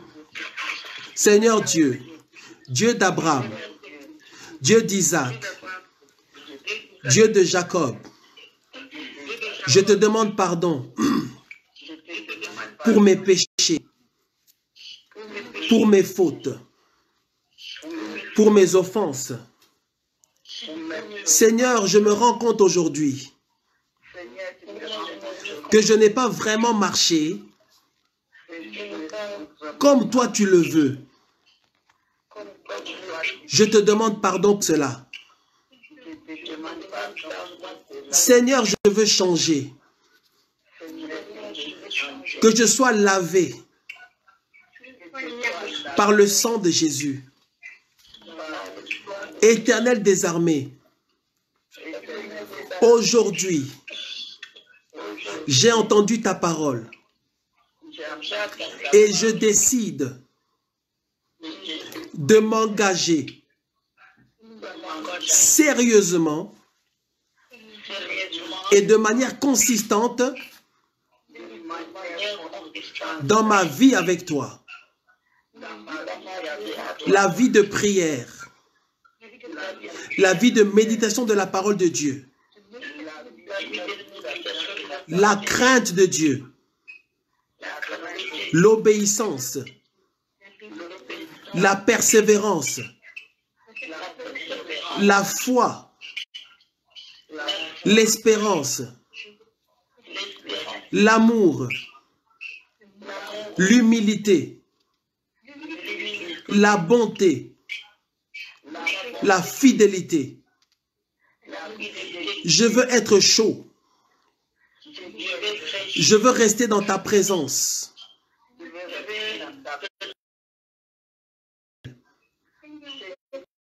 Souviens-toi de moi aujourd'hui. Souviens-toi de moi aujourd'hui. Étends ta main sur moi. Au nom de Jésus-Christ. Jésus vient changer mon cœur. Jésus vient changer mes pensées. Vient changer mes sentiments. Jésus vient changer mes émotions. Seigneur, change mon cœur. Saint-Esprit, change ma vie. Je veux marcher avec toi. Pour toujours. Au nom de Jésus-Christ. Amen. Maintenant, je vais prier pour vous. Seigneur Dieu d'Abraham, Dieu d'Isaac, Dieu de Jacob, merci pour ce temps, merci pour ta parole, merci pour ta fidélité. Éternel, je vais te prier pour chaque personne qui a entendu et reçu ce message ce matin. Ce message d'avertissement à l'Église, ce message d'avertissement aux enfants de Dieu, ce message d'avertissement aux brebis du Seigneur. Éternel, je prie spécialement pour les enfants de Dieu de l'Assemblée des Saints Bethesda. Que ta main soit posée sur eux, qu'ils marchent dans l'obéissance et la crainte de Dieu. Je prie pour ceux qui regarderont cette vidéo de partout dans le monde. Seigneur, que ta main soit posée sur leur vie, qu'ils changent véritablement, qu'ils soient de vrais enfants de Dieu, qu'ils aient en eux les sentiments qui étaient en Jésus-Christ. Seigneur, ta parole déclare que Jésus-Christ n'a pas regardé comme une proie à arracher, que d'être égal avec Dieu. Seigneur, la Bible dit que Jésus-Christ existant en forme de Dieu a pris la forme d'un homme. Devenu homme, serviteur, et il est devenu obéissant, obéissant jusqu'à la mort à la croix, et c'est ainsi que tu l'as élevé, Seigneur. Je prie pour chacun de tes enfants, que chacun d'entre eux marche dans l'obéissance véritable, Seigneur, qu'il leur soit communiqué l'esprit de l'obéissance, l'esprit de la crainte de Dieu, l'esprit qui va les pousser à appliquer, à faire ce que toi, Dieu, tu veux, et merci parce qu'ils seront bénis dans ce siècle, dans ce monde, et pour l'éternité, Seigneur. Merci parce que tu leur fais du bien en toutes choses, tu touches leur cœur, Seigneur, au nom de notre Seigneur Jésus-Christ, j'ai prié. Amen, amen, amen, amen. Voilà, que le Seigneur vous bénisse. Bye bye, ciao. Merci Seigneur.